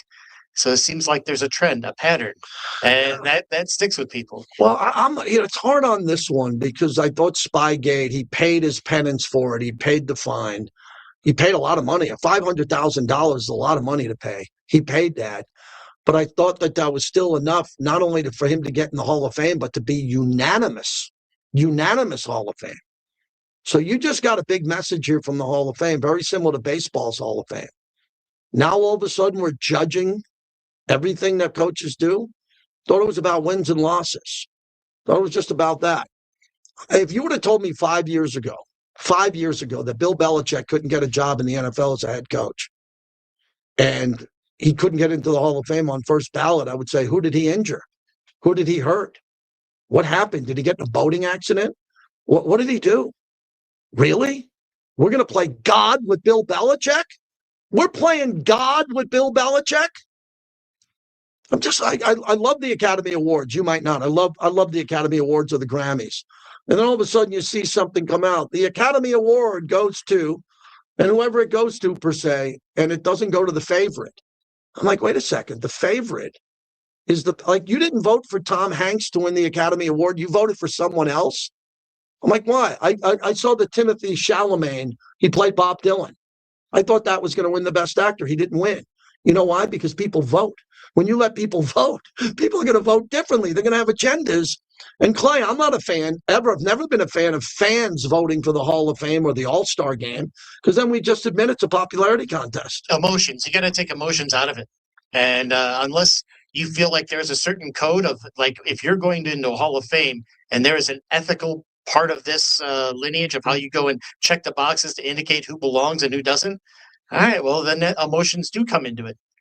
A lot of Hall of Fame voters are silent today. I think a lot of Hall of Fame voters are kind of looking around going, oh, boy. They're running for cover. Whoa. They know I'm a Hall of Fame voter. Yeah, we know you're a Hall of Fame voter. We want to know if you voted for Belichick or not. I don't think that's hard. Aren't we in a transparent society in 2026? Shouldn't we know everyone's vote? Maybe you disagree. Maybe you think the vote should be private and you don't have to reveal your vote. But that's a huge topic that came out of nowhere, man. We finished this show yesterday before Q came on, and then I had to do the show last night, and in between the story broke. And holy cow, did it get wild, man. When you find a story in sports radio that you don't expect to talk about and it happens, that's my favorite type of radio. I'm not talking about death and bad news. I'm just talking about something breaks like this and you get a chance to talk about it first or get into it. It's really cool. That's kind of like the best part of what I do in sports radio, is not just read the box score, is to talk about stories that just break at the last second, and then all of a sudden you get a chance to talk about it first. I love that part of sports radio. That's my favorite part of it, totally. Here's Stan in Henderson, Nevada, on 9:20 a.m., our local radio channel here in Las Vegas. Hello, Stan. Hello. Thank you for taking my call. I just have a couple of quick comments and then love to hear what you have to say about it. But hey, this Deflategate thing, I went back because I know it was a thing, and I remember, what it was called and deflating these footballs. But I went back to see the punishments, and it looks like Brady was 4 games. Really the one that was punished, right? 4 games. I don't know how these Hall of Fame voters are going to deal with Brady when he comes about, because to me, maybe you correct me if I'm wrong, but 4 game suspension seems like a lot bigger deal than $500,000 fine. Well, he'll be the only Hall of Famer ever, and I think Brady should go in first ballot unanimous. Eli Manning didn't get in today, by the way, and Eli's not Brady, but he beat him twice in the Super Bowl. Brady should be unanimous, but he'll be the only Hall of Famer ever to serve a 4-game suspension and get a gold jacket. That's how great his career has been with 7 Super Bowls. Don't you think these voters have painted themselves into a corner? I mean, how can you say that? How can you give Brady, get him in first ballot, right? Unanimous, whatever, when he was punished more for Deflategate than than Belichick was. I mean, 4 games, that's tough. That's a big, I mean, when's the last time somebody was penalized a 4-game suspension? That's a big deal. Yeah, it is. It's a huge deal. Appreciate the call. Remember, there's Deflategate and Spygate. Belichick was connected to Spygate, right? Belichick wasn't deflating footballs. He wasn't in that. He was, Belichick. What did Belichick care about? Footballs being a tiny bit of air being taken out of it. That Spygate is what Belichick was a part of, and his staff. They were a part of Spygate. We're not making that up. And it was a huge story at the time, and Belichick's going to pay the price right now. 702-365-9200. We got Levi Edwards for the rest of the show. He'll join us on the live stream. If you haven't joined us on the live stream, we're really picking up some nice steam. We're on YouTube. You can watch the show. We can guess what Levi's shirt's going to wear. It's either going to be a Prince shirt, Michael Jackson. It could be a Cadillac shirt. Maybe it's Raider gear. We don't know. We're all waiting on the chat as Levi's about to come in here. So when we come back, we'll talk to him and get ready for more coaching carousel. There's only 2 jobs left, the Arizona Cardinals and the Las Vegas Raiders. No one's really talking about the Cardinals much. That's actually a pretty good lifestyle job. It's a tough team to coach, not a great fan base, but you get to live in Scottsdale. That's damn cool. We'll wrap it up with Levi for the rest of the show coming up next.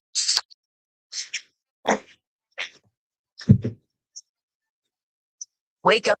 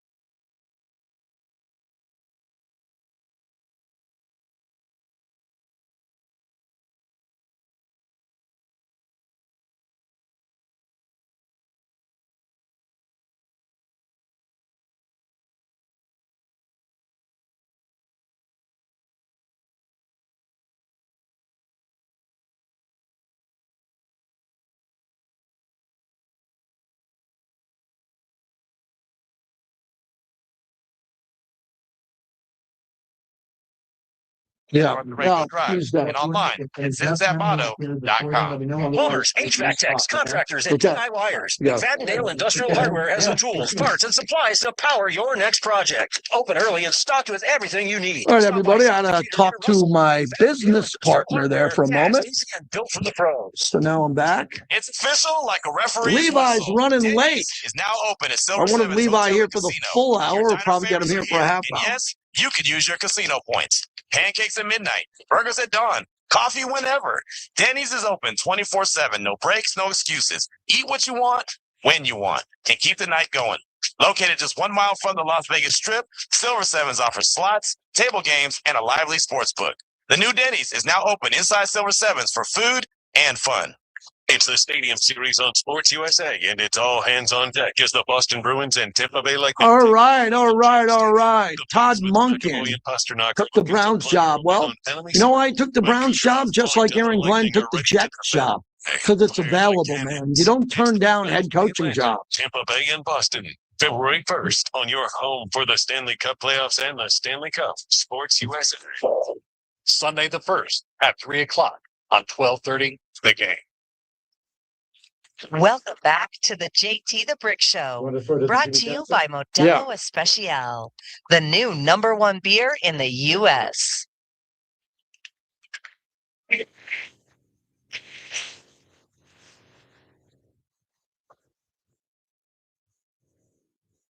JT back with you. Levi Edwards momentarily. He'll join us for the rest of the show. And we'll talk about the Raider coaching hire, when will come down. Most people believe it'll come down after the Super Bowl because Clint Kubiak is the #1 target.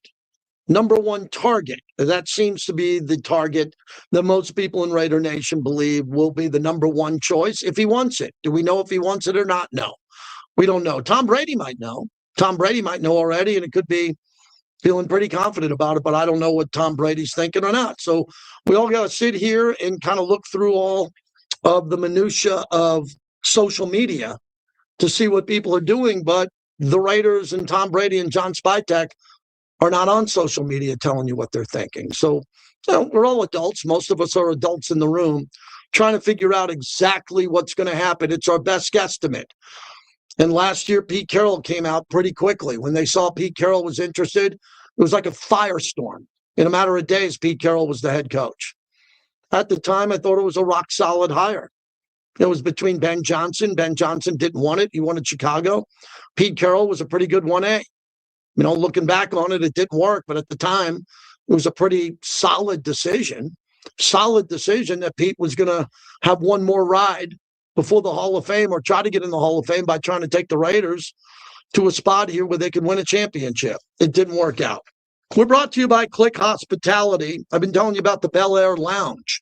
That's right when you walk into Durango, the beautiful valet area. You walk into their main lobby. Right to the left is a beautiful lounge called Bel Air.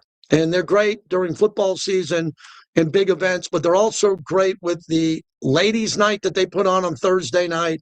You have an open area that opens up to the pool. It's incredible in the summertime. They got couches, a DJ. I've been telling people about Click Hospitality and Bel Air Lounge for quite some time now. We send a lot of people over there because it's in my hood.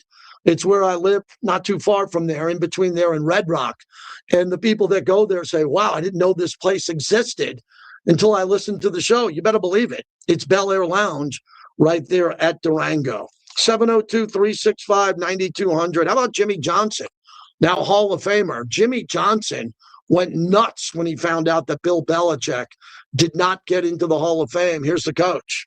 When I talked to 2 or 3 of the voters today, of course, every voter is going to say, I voted for him, which is bullshit.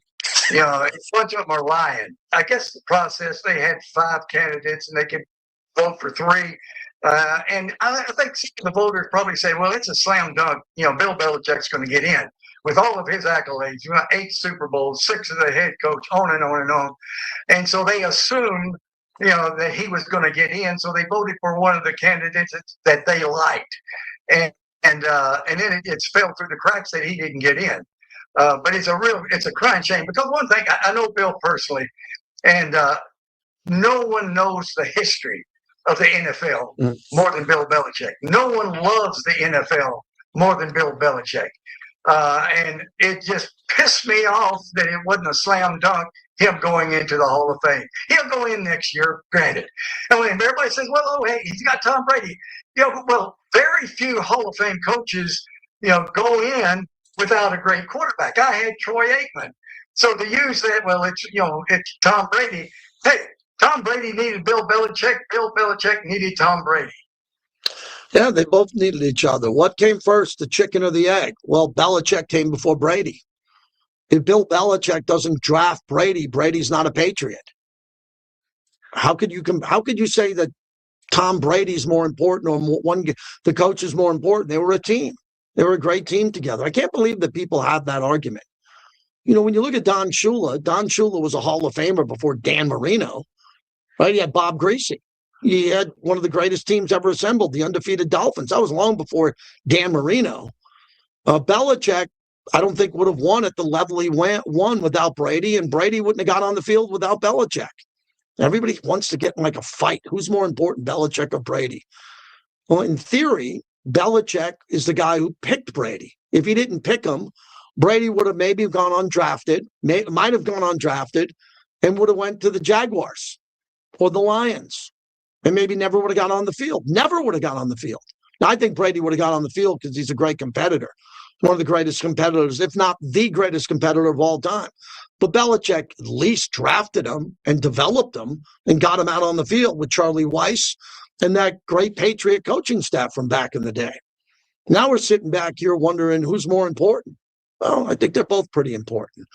And when you get to life, when you get to the highest levels of life, like you're a CEO, or you're a CEO of a Fortune 20, not Fortune 500, Fortune 20 company, you're not going to remain the CEO of that company unless the stock does well, your vice presidents don't do well, your salespeople don't do well, your analysts, everybody behind the scenes got to pull their weight. And that's what happened with the Patriots dynasty. Mike Vrabel, look at him as a coach now. Josh McDaniels, look at him as a coach now. Matt Patricia, you think he's a pretty good coach? Yeah, pretty good. They had really good coaches. And as the Raiders get set to go out and hire a head coach, the thing that I'm most concerned about, not negative, but concerned about, is who's going to be on the staff once they introduce that head coach. That's going to be a really big topic. On all these other coaches are getting hired and gobbled up around the league. You would think if it's Clint Kubiak, he's going to bring some guys from Seattle and some San Francisco guys, and maybe when he was with New Orleans and Derek Carr, I don't know. But we're running out of coaches, that's for sure. Here's Mike McDaniel on McAfee talking about the opportunity he's going to get with the Chargers.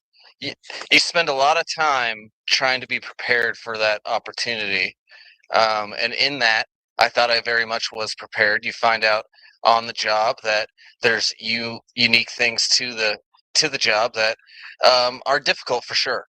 I wouldn't trade it for anything. I think for me as a coach in the National Football League, I'm just getting started, to where my career can go. And I'm just excited to be here with the Chargers because I think it's an unbelievable opportunity to try to make some very talented players here even better and progress this organization into where they want to be. So I think it wasn't. I'm very happy with all the lessons learned.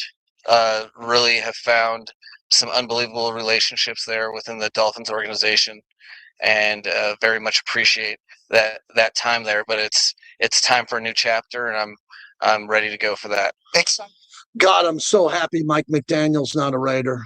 Not that he was close to becoming a Raider, as I told you. I'm just so happy he's not a Raider. The guy speaks worse than Jimmy Fallon. I am just, wow, did we dodge that? I don't want to say the Raiders dodged it because, they interviewed him. They interviewed him. And as we look at this whole situation going forward, and Mike McDaniel's in a good position. It's a good time to take over Justin Herbert right now. This is a really good job to take over Justin Herbert because he's hit rock bottom with the playoffs. I mean, he needs to be revived. He needs a defibrillator. He's got to get back. So Justin Herbert, when he goes to the playoffs, he's awful. And Mike McDaniel should be able to get him to the playoffs as a wild card team and then maybe draw something up where Herbert could have one good playoff game. He hasn't had one playoff game yet, Clay. It seems like Justin Herbert's also hit a wall. Instead of all the excuse making that, all right, you lost a playoff game because of Brandon Staley's ineptitude, and then you didn't have a run game, and now this is offensive line. There's too many excuses. And for a guy that also, he was in a system that he wasn't supposed to be running so much. He's supposed to be passing, and he ran more rushing yards than he ever has, and he also got sacked more than he ever needed to be. So this is now somebody that could be somewhat friendly for a guy like Justin Herbert and help him really start to evolve his game, because right now I see the guy kind of middling, where he could be projected to be that top 10 guy and stay in that top 10 tier. Yeah, I look at that too. We got to do everything we can to stop Denver. Sean Payton has been taking veiled shots at the Raiders now. Everybody believe what Sean Payton's doing? Everybody understand this, or am I the only guy who gets this? Sean Payton blew the AFC Championship game. He didn't know the weather, which a 4-year-old would have known if they lived in Denver. A toddler would have been able to grab their jacket and their gloves in the second half and said, "It's going to snow, Mommy." Sean Payton, I guess, didn't know. He went for it on 4th down, lost the game. And what does he do after that? Just starts firing people. Really, Sean? Wow. And then you take a shot saying if Davis Webb comes to the Raiders, it'll be painful. It's not going to be good. Okay. We'll remember that here. And I'm just thrilled that Sean Payton's going to be sitting on a beach with Kenny Chesney and drinking some type of cocktail, and he didn't win the Super Bowl. And I was at the Super Bowl covering it when Sean Payton won the Super Bowl. You know why he won it? Onside kick. New Orleans recovered an onside kick in the Super Bowl. That was a ballsy move. If he doesn't make that play and they don't do that, he doesn't win. He doesn't win the Super Bowl, and we're sitting here going, he has none. So Sean Payton's got some gravitas because he won a Super Bowl, and that Super Bowl was pretty important. 702-365 and 702-365-9500. We got 9200. We got Levi here, so excuse me a second. I was looking. He's outside. We'll bring in Levi now. We'll get him for the final segment of the show, and we'll wrap it up and get you ready for Q Myers, who's heading up to San Francisco with 2 of his shows, ESPN and this show. So he's going to be busy. I'm going to be busy. We got a lot of Raider programming we're going to do. So it's going to be fun. This time next week, we'll be in San Francisco, the city by the bay, brought to you by M Resort Spa and Casino.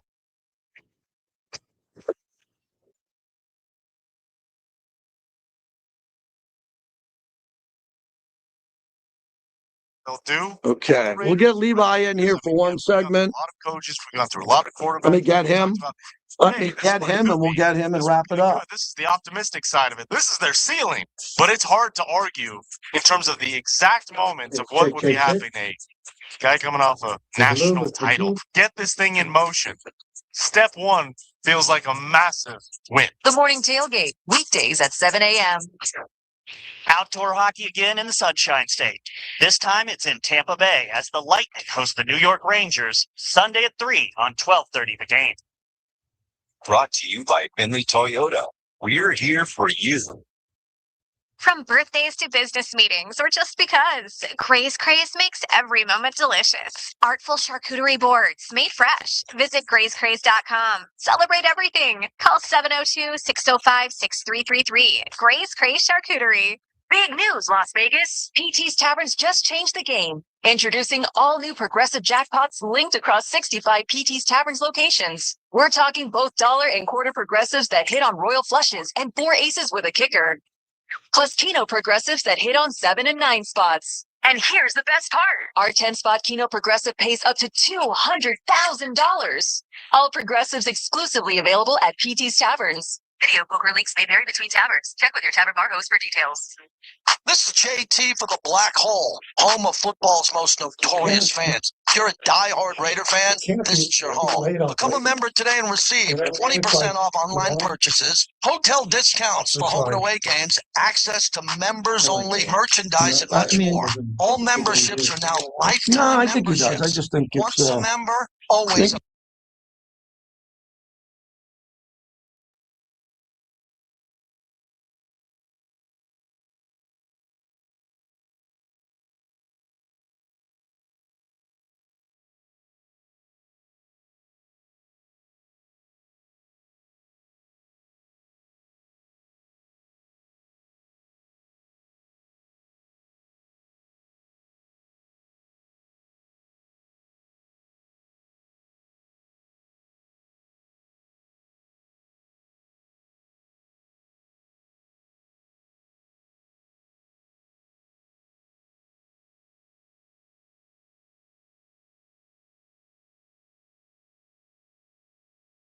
A lender and does What's not that? make credit decisions. Must be 18 years old. Not available. Todd Monken is 59 years old. It's Vegas. 59 years Las old. Vegas. February 28th at Allegiant Stadium. 3 games, Aussie vibes, Really? one epic ticket. Plug in your seat now at nrl.com/Vegas. Rugby League Las Vegas. When you Let's go. when you get me up Big and running, news, can you Las go get Vegas. them? Or, Les Olson I'm IT has sure moved I'll to be a here by bigger, that better point. facility to Yeah, I'm serve sure you it's like coming. never before. Our new All right, space he's means here. more So, technology, more service, and more solutions. how much time All we have? designed with 1 you in minute. mind. Okay. Plus, we're hiring. If you're ready to grow with a company that values innovation and community, join our team today. Proudly serving Las Vegas for 23 years and counting. Les Olson IT, your business better. Les Olson IT. Worried about your car payment? Don't be. Drive happy with a Westar Credit Union auto loan.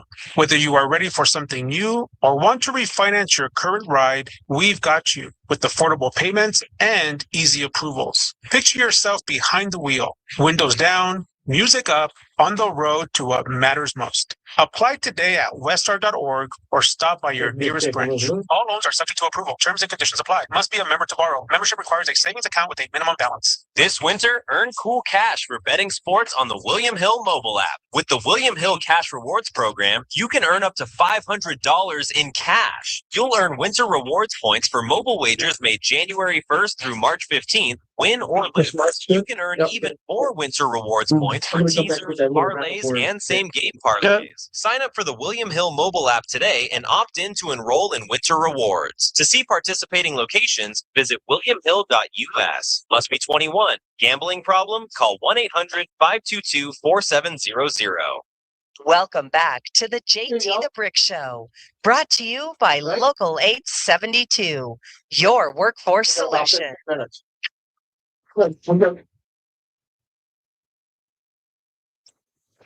Las Vegas Raiders have done several interviews, several second interviews.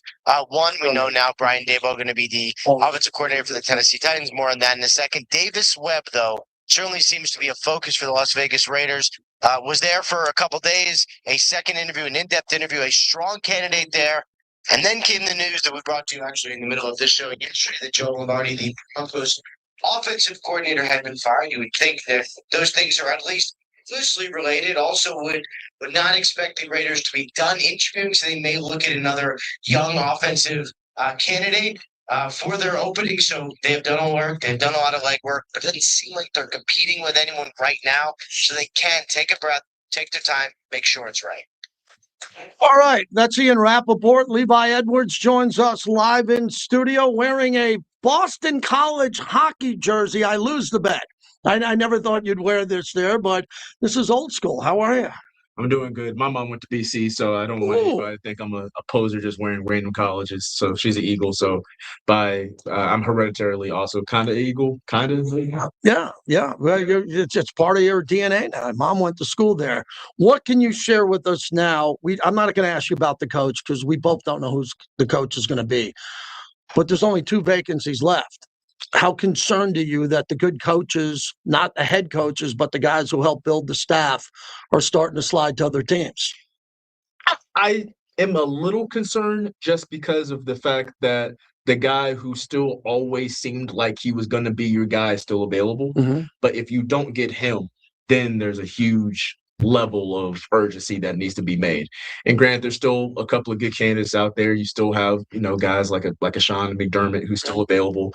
But I feel like we all know that the Raiders might be leaning in a certain direction with a particular coach who's going to be in the Super Bowl. And if they can't get him, then we're in trouble.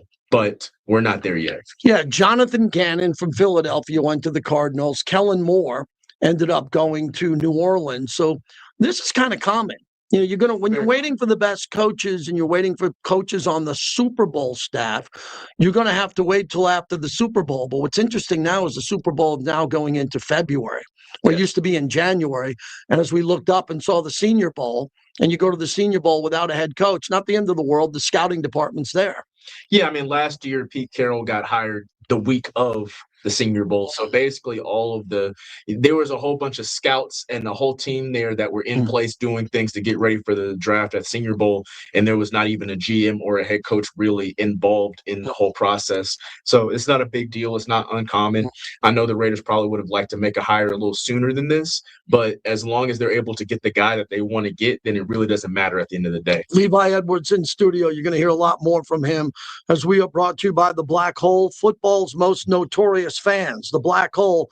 Go to theblackhole.com and see all the off-season events that are going on. So with Davis Webb, when Sean Payton decided to fire their OC, which is remarkable that you fire an offensive coordinator after Bo Nix has a great year, breaks his ankle. They could have went up 10-0, and Sean all of a sudden whacks the OC. I guess he couldn't whack himself, so he did that. But I feel like it's a chess move to try to keep Webb in the building. Well, JT, I'm not illiterate. I can read between the lines pretty well. And that's exactly what this is. It's a chess move. Obviously, Sean Payton had the comments where he said, it's going to be a pain in the ass for him if he goes over to the Raiders for a job like this. And then, of course, he does that with the intentions of clearly trying to make him the OC. And I'm not sure how it's going to play out. Davis Webb, I'm not even sure if he's going to be the Raiders' #1 candidate at this point. There's a lot of, things that we still have yet to, decipher. But I will say that it very much seems like that is exactly what the purpose is. And that also, if you're a Raiders fan, that must tell you something about Davis Webb. It must mean that Davis Webb is deemed to be one hell of a coach if Sean Payton is going out of his way to try to do this to keep him. Yeah, and I think with Davis Webb, too, all the other teams that want to talk to him about being an OC shows that he's going to be fast-tracked. So if you're going to fast-track him to OC, you can kind of fast-track him to the head coach. Normally it doesn't happen this way, but I can see that happen. And there's always going to be a candidate every 2 to 3 years that is so hot that people are going to do whatever they can to get him in their building. And if you have to say the only way we can get you in the building is head coach, not coordinator, that is very dramatic to do that, and he could be that guy. Well, and that's the thing is not even just within the world of coaching, but really in anything in life, really. There's this common notion or this common thing where it's like you have to pay your dues. And I think a lot of people don't like Davis Webb because they feel like he hasn't paid his dues. He hasn't spent enough time as a coach. He hasn't been an offensive coordinator before. He's barely young. But at the end of the day, if he's qualified and he has results, if you feel like he's the right guy and you can mold him and he can grow into a certain role, the hell with paying dues. He can pay dues on the job. And that's just kind of like the mentality that needs to be had with this. However, there is a lot of question marks around it. And I can't answer those questions right now. But from everything that I've heard from people that's talked about Davis Webb in the building and also around the league, he's a hell of a young mind. Levi Edwards in studio. So how much time are you going to spend this offseason? Because you got a lot of responsibilities on the digital team there, breaking down the offensive linemen who are available. My hot button is one hot button in personnel, really two. 2 new offensive linemen and a starting corner. Some fans are 2 new offensive linemen and a #1 wide receiver. Some fans are 2 offensive linemen and a starting linebacker. Well, it all comes down to 2 offensive linemen. You're going to look at free agency and you're going to dive into the draft. I'm just going to have a hard time if it's Mendoza going #1, waiting to the 2nd, 3rd, 4th round, getting another offensive lineman. We did that last year and they didn't even hit the field. I was actually just writing Raiders mailbag on Raiders.com. Check that out. But I was actually just writing it, and someone had asked me about the draft strategy going into this year's class, and kind of like how it'll be affected. And honestly, when you look at it, it's kind of difficult to decipher right now because you look at the obvious needs that the team has, but with free agency coming up and how many holes could be filled just by guys that you bring into the building and you sign, you can't even really look at potential guys that the team could draft right now. You can make assumptions, but it's really hard to pinpoint like, okay, well, the Raiders are going to draft this person, this person, this person, because these are people that, these are jobs that could be taken already through free agency. But I think something that you mentioned, JT, is like offensive line.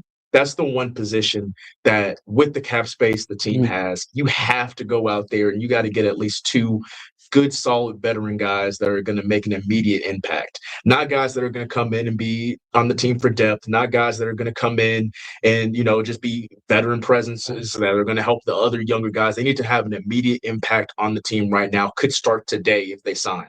That's what the Raiders need. And if that happens, as I mentioned before you got in here, if you move guys like DJ Glaze, Dylan Parham, Jordan Meredith, whoever you decide to keep, if you move them back into a swing backup role, you can have a really good offensive line. You could have new starters and depth pieces, and all of a sudden you go from one of the worst offensive lines to a better one. No, absolutely. And just I hate to bring up spilled milk, but I look at a guy like Thayer Munford, who is now about to be playing swing tackle, jumbo tight end in a Super Bowl in 2 weeks. But that was exactly the role that he could have played for the Raiders, and that was the role that you start to see him play for the Raiders before he was let go. But you look at a DJ Glaze and you look at Dylan Parham, and they could totally 100% evolve into guys like that could be in a, still in a critical role for the Raiders. However, maybe not like the every down offensive lineman like you need. But obviously guys need to be signed. But I think developing the talent that's already there in the room is crucial, because they did regress this last season.